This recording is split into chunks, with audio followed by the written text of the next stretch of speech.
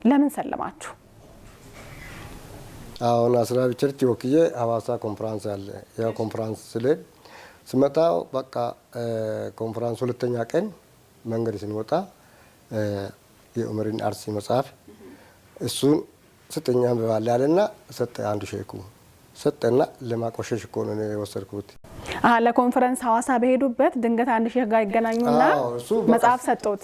ይተዋወቁ ነበር ከዛ ቀደም በፊት እሱ ሼኩ በቃ ነው የዛን ቀን የተዋወቃችሁት? ይበ በቃ ለማቆሸሽ ፈልጌ ሲያንብብ አንብበው ከተረዳ በኋላ ይዞት መጽሐፍ ይዞት ሄደ። መጽሐፉ ተመቸና በቃ ይዞ ከሄደ በኋላ አነበበ ውስጡ ካየ በኋላ መጽሐፍ ቅዱሱ ጋር ከመነጻጸር በቃ ኦቨርነ በቃ ነገሩ ከዛ በቃ ሙስሊም መሆን አለብን እያለ ይገባል እያለ እኔ ራሴ ብቻ ልጆቼን ቤተሰቡን ሳይናገር እኔ ራሴ ይገባል ብዬ አመነ።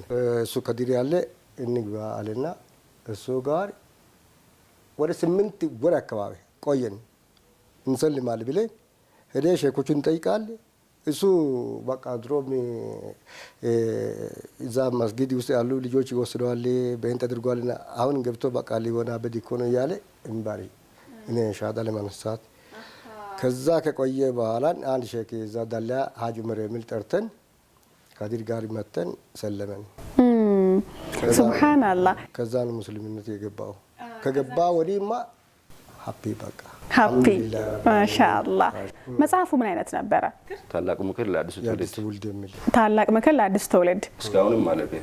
የዑመር ሮቤ መጽሐፍ። የዑመር ሮቤ ጋሽ ዑመር እንግዲህ ኡስታዝ ምን ሆኗል አሁን? ኡስታዝ ዑመር ሮቤ ወይም ደግሞ ተሽቴ ሮቤ ነበሩ ድሮ። የሚገርማችሁ እዚች ወንበር ላይ መጥተው የኔ መንገድ ላይ ስለ ህይወት መንገዳቸው አውርተን ነበረ። እሳቸውም ወደ እስልምና የመጡ ወንድም ናቸው። እንግዲህ ሰበብ የሆናችሁ የእሳቸው መጽሐፍ ነው ማለት ነው። ሱብሃንአላህ በጣም ነው የሚገርመው።